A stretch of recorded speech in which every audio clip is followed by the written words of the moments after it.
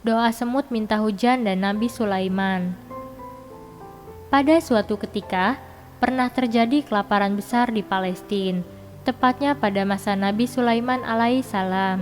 Saat itu juga, Nabi Sulaiman pun berjalan bersama para pengikutnya dan pergi ke tempat terbuka di gurun untuk berdoa agar hujan turun. Tiba-tiba, datanglah seekor semut yang menghampirinya dan ikut berdoa mengangkat tangannya ke atas. Semut berkata, "Ya Allah, kami hanyalah makhluk-Mu yang sangat kecil di antara semuanya.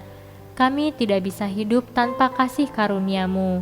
Tolong berikan kami rezeki-Mu dan jangan menghukum kami karena dosa manusia. Tolong turunkan hujan sehingga pohon bisa tumbuh, pertanian menjadi hijau, dan biji-bijian tersedia, dan kami pun memiliki makanan untuk dimakan." Nabi Sulaiman yang mengerti bahasa binatang, termasuk semut, memberitahu orang-orang di sekitarnya. Dia meminta agar semua kembali pulang karena menurutnya doa semut itu sudah cukup. Tak berselang lama, turun hujan lebat dan semua lahan menjadi hijau. Semut merupakan makhluk yang cerdas. Kesehariannya dia mengumpulkan dan menyimpan makanan di dalam lubang. Dia tahu bahwa selama bulan-bulan basah dan dingin, dirinya tak bisa keluar mencari makan. Lubang di bawah tanah yang dibuat dengan sangat hati-hati dan ditutup dengan pelindung agar air hujan tidak masuk. Selain itu, semut adalah makhluk yang senang membantu sesamanya. Mereka senang bergotong royong dalam hal apapun. Suatu hari, ketika Nabi Sulaiman berpergian bersama dengan manusia, jin dan burung, mereka mencapai lembah semut. Kepala semut pun melihatnya dan memperingatkan semua semut untuk masuk ke lubang mereka agar tidak diinjak-injak dan dihancurkan tanpa disadari oleh manusia dan jin yang sedang mendekat. Nabi Sulaiman pun tersenyum mendengar peringatan yang diucap oleh kepala semut itu. Ia meminta para sahabatnya untuk menunggu sampai semut masuk ke dalam lubang mereka. Tidak ada kata dari yang menyakiti semut saat melewati tanah mereka, katanya. Kepala semut pun berterima kasih kepada Nabi Sulaiman karena semut-semut lainnya dapat aman masuk ke dalam rumahnya.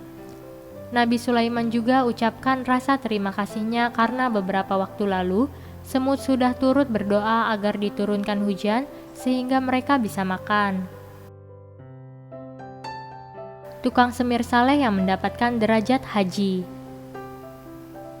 Hiduplah seorang laki-laki miskin yang berprofesi sebagai tukang semir sepatu.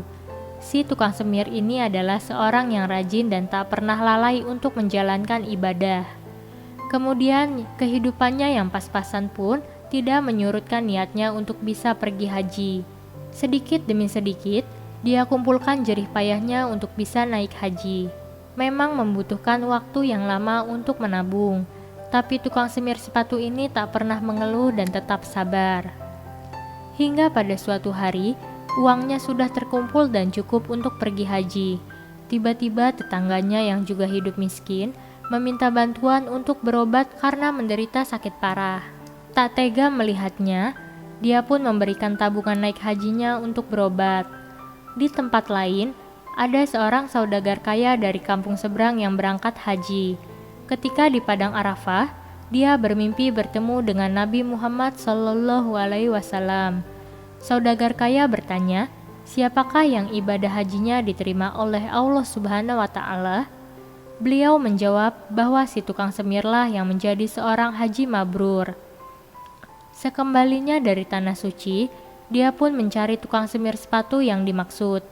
Betapa terkejutnya dia saat mengetahui yang dicari adalah seorang tukang semir sepatu yang miskin. Sang saudagar kemudian bertanya, apakah benar si tukang sepatu telah naik haji?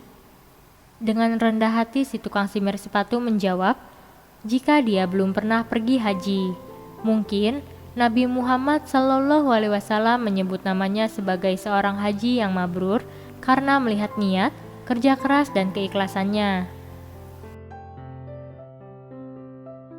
Pada dahulu kala, hiduplah seorang petani tua yang rajin yang memiliki banyak anak. Anak-anak petani itu begitu malas, bahkan beribadah saja tak mau, berbeda dengan ayahnya. Petani sedih karena dia sudah semakin tua dan tak mungkin selamanya mendampingi mereka. Dia selalu berpikir bagaimana caranya untuk mengubah sifat anak-anaknya tersebut. Diberitahulah mereka bahwa di ladang terdapat harta terpendam. Jika mereka dapat menemukannya, kehidupan mereka akan terjamin. Menuruti perkataan sang ayah, mereka pun bekerja keras untuk menemukan harta yang dimaksud. Meskipun telah menggali semua tanah di ladang itu, mereka tetap tidak menemukan harta terpendamnya. Mereka pun kecewa dan hampir putus asa. Namun, mereka tak berhenti begitu saja. Salah satu dari mereka berpikiran untuk menanam tanaman gandum.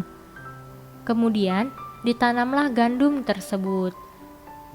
Beberapa waktu kemudian, tanaman tersebut dapat dipanen dan hasilnya begitu melimpah. Setelahnya, mereka menanami ladangnya dengan gandum lagi. Mereka bekerja lebih giat dan merawat tanaman tersebut lebih baik. Pada panen selanjutnya, hasil yang mereka terima menjadi lebih banyak daripada sebelumnya. Akhirnya, anak-anak petani itu pun sadar akan apa yang dikatakan oleh sang ayah. Harta terpendam yang dimaksud bukanlah berwujud benda, tetapi sesuatu yang harus diusahakan. Demikianlah dongeng anak Islami yang bisa diceritakan untuk si kecil. Terima kasih.